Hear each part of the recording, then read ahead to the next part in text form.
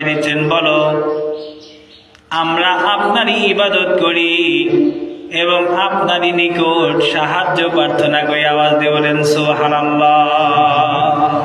আল্লাহ শিখাই দিল কি যে মানুষ বলো ইয়্যাকা না'বুদু ওয়া ইয়্যাকা নাস্তাঈন, যে আমরা আপনারই ইবাদত করি, আপনারই সাহায্য চাই। দুনিয়াবি কোনো মানুষের সাহায্য সহযোগিতা নয়, ইবাদত করতে হবে আল্লাহ পাকের। আর আমাদের কাজ আর দায়িত্ব কর্তব্য হলো আমরা আল্লাহ পাকের ইবাদত করব। আমার ভাইরা মা বোনেরা খুব খেয়াল করে শুনে রাখুন, আমরা ইবাদত করব, আল্লাহর সাহায্য চাইবো আল্লাহর কাছে। ইয়্যাকা না'বুদু ওয়া ইয়্যাকা নাস্তাঈন। আমরা নামাজের ভিতর দাঁড়িয়ে সূরা ফাতিহা যখন পাঠ করে থাকি, প্রত্যেকটা মানুষ যখন নামাজের ভিতর দণ্ডায়মান হয়ে যায়, কিংবা বসে নামাজ পড়ি কিংবা দাঁড়িয়ে নামাজ পড়ি, আমরা নামাজে দাঁড়ানোর পর সর্বপ্রথম আল্লাহ পাকের বড়ত্ব মহত্ব প্রকাশ করে বলি আল্লাহু আকবার বলে নামাজ আরম্ভ করার পর আমরা কিন্তু বলি আলহামদুলিল্লাহি রাব্বিল আলামিন।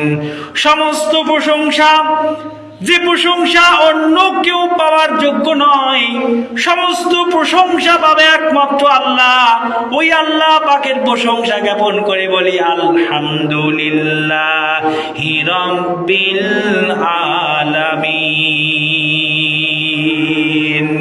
প্রশংসা একমাত্র আল্লাহ সুবহানাহু ওয়া তাআলার। আওয়াজ দিয়ে বলি সুবহানাল্লাহ। এর মধ্যে আমরা বলে থাকি ইয়্যাকা না'বুদু ওয়া ইয়্যাকা নাস্তাঈন। আসমানের মালিক, আমরা আপনার ইবাদত করি, আপনার নিকট সাহায্য প্রার্থনা করি। আমার ভাইরা, আল্লাহ পাক একনিষ্ঠ হয়ে আল্লাহর ইবাদত করার জন্য বান্দাকে নির্দেশ দিয়ে কোরআনুল কারীমের ভিতর ডাক দিয়ে বলেন ইন্না আনজালনা ইলাইকাল কিতাবা বিল হাক্কি ফা'বুদিল্লাহ মুখলিসান লাহুদ্দিন।